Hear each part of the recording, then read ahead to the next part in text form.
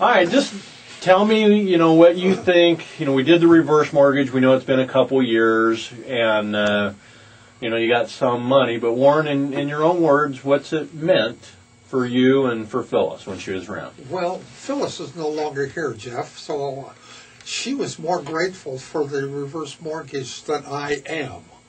So she is really the one I'd like to be giving this testimony.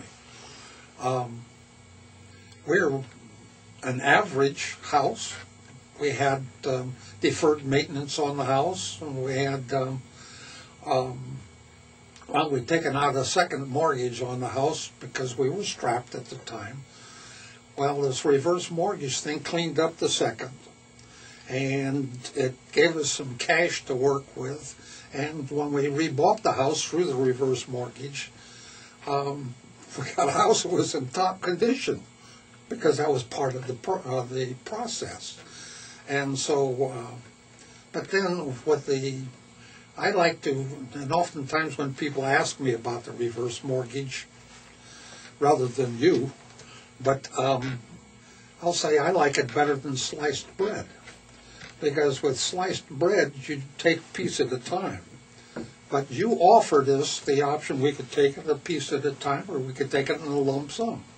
So we said, let's buy the whole loaf and we'll slice it up. So typically, we're not typical. We bought the house 35 years before, and we paid $14,500 for it. And we had it for 30 plus years. And that's why they deferred maintenance.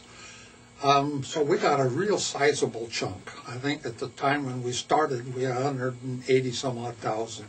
But by the time the deferred maintenance and the second was cleared, I don't know what the chunk was. But all I know is we took a trip to Alaska. That's something that when I was 8 years old I wanted to do, but never could afford it. We took the inland passage and went to Alaska. Loved it. We had a delightful trip.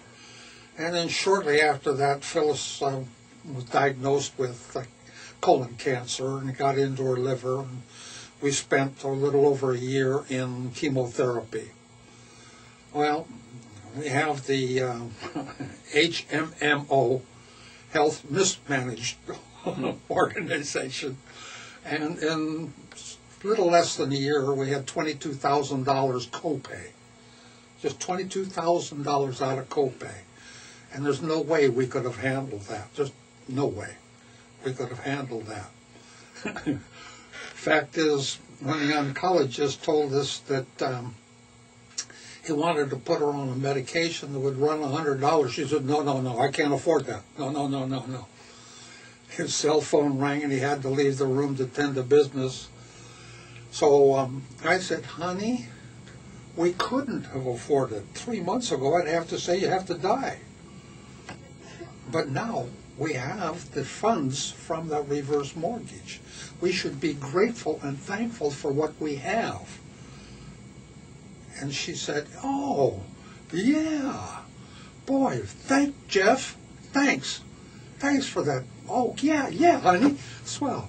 So, Jeff, that set us on $22,000 out of pocket on just copay. So it was a godsend, and that's why I liked having it in the whole loaf at one time. When we sliced it up, we took the pieces out as we wanted, and we were able to take the trip. We had another trip planned. Didn't come to fruition, but that wasn't the point. The point is we did have the funds. We paid for that house for over 20 years, and rather than letting the equity sit there and do nothing, we used the equity. And our two kids, we have 2 daughters, and both of the kids says, Dad, we can't afford your lifestyle, so why don't we let you do what you have to do and whatever's left over. And Jeff, I want to tell you that since that time, the house has appreciated over $70,000 to $80,000. So we're using the money, and the kids have still got an inheritance. And that's why Phyllis was so grateful for the reverse mortgage. You know, you made a comment about the dignity issue too. You want to revisit that? Well, if we had been worried, concerned about the economics of her treatment with chemo, that's a strain. That's a real strain. And when you're already under strain of chemo, that's a bigger strain.